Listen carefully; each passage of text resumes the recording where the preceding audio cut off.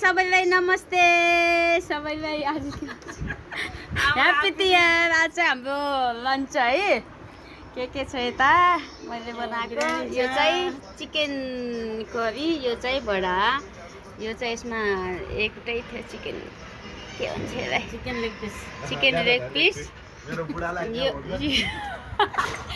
यो चाहिँ मटनको टाउका हुन्छ नि उसको। यो चाहिँ के भन्छ हाम्रोतिर, के भन्छ आन्टीलाई? यसलाई गनगट्टो। यो चाहिँ मिन कोडम्ब, यो चाहिँ नेपालमा के भन्छ? माछाको सब्जी। यो चाहिँ मटन, यो मटन हो अनि यो मटन बिरयानी हो। अनि यो चाहिँ हेरा बिरयानी, हाम्रो के भन्छ? झिङ्गे माछाको। यो चाहिँ योसँग खाने बिरयानी, योसँग खान्छ नि आन्टी।